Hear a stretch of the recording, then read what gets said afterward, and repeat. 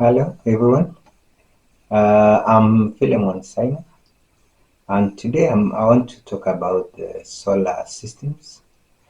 In solar systems, one of the first thing you do in solar design is we get the load of your system, the total energy requirement, and there are several ways of doing it.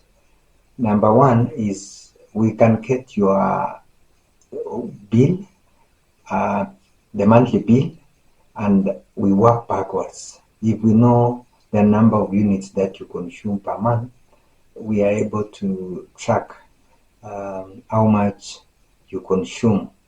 The only thing that you have to be very careful is the diversity of the loads. There are those loads that might be used for very few minutes, but the starting current for the equipment is very high. So you have to be very careful when you're using that method. A good meter should be able to give you the peak power consumption, which should be able to guide you on the same. The other method which we recommend is load analysis. You analyze the loads of the equipment. You look at each and every equipment, and on the nameplate you get the power consumption of the gadget.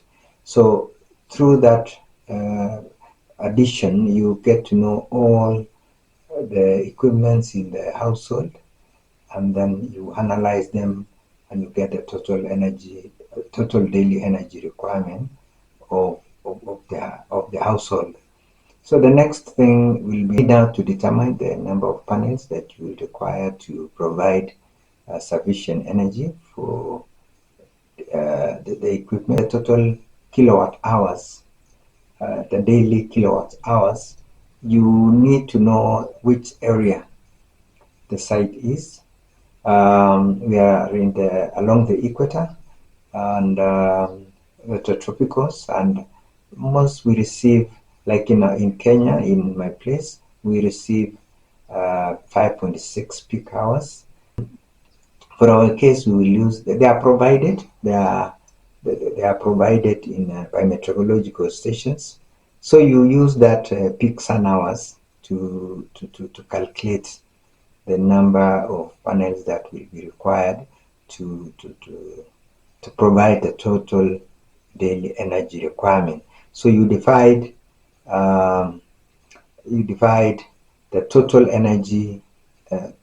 daily energy requirement by the peak sun hours.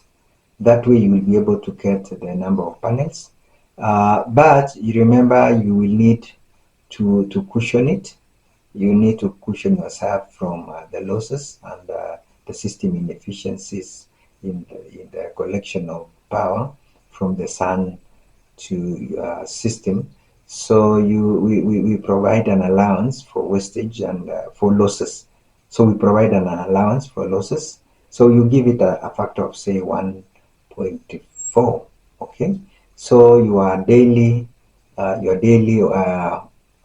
energy requirement times the safety factor that you've given it. Let's say uh, 1.4.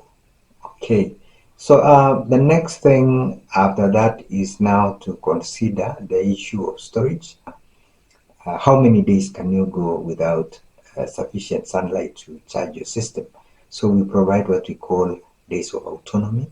We recommend that you do 3 days of autonomy.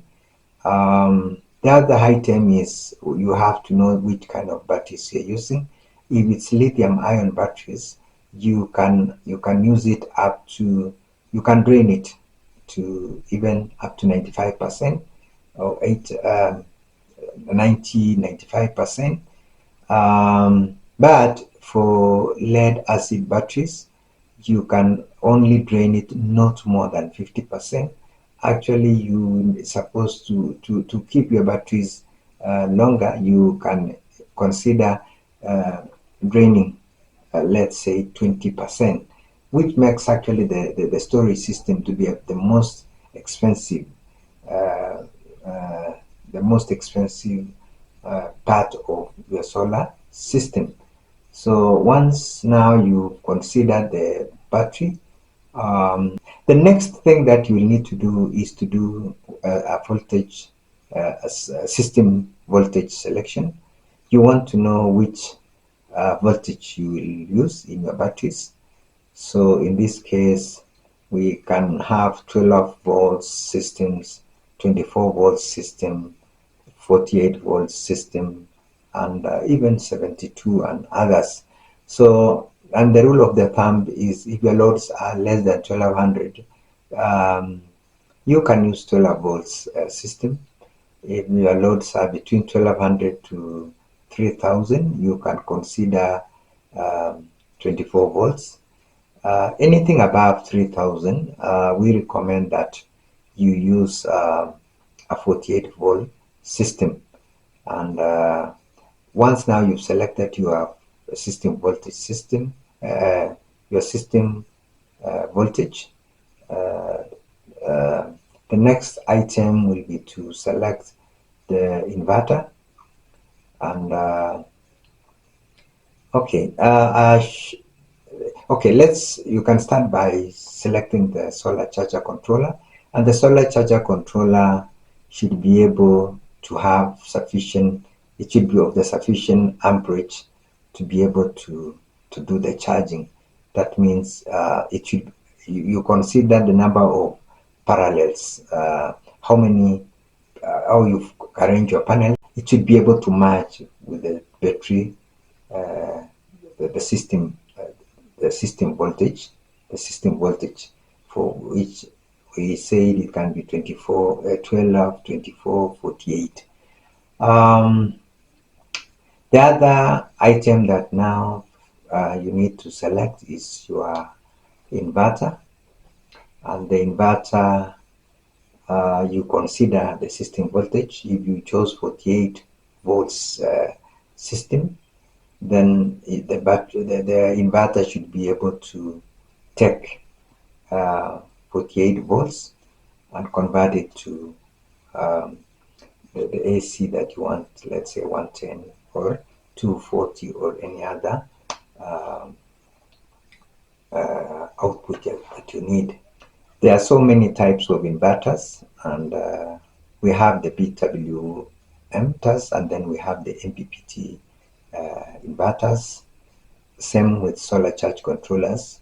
Um, Actually, you can have an inverter which has an inbuilt solar charger controller. So we talk of PWM, solar charger controller, or PWM inverter, to mean the charging, the charging algorithm is, it means that the charging is based on BWM, that's bulbs with modulated uh, waves, or MPPT, that is maximum power point tracking system. Thank you for watching this video. This video is brought to you by Kalen East Africa, our sponsors. Thank you.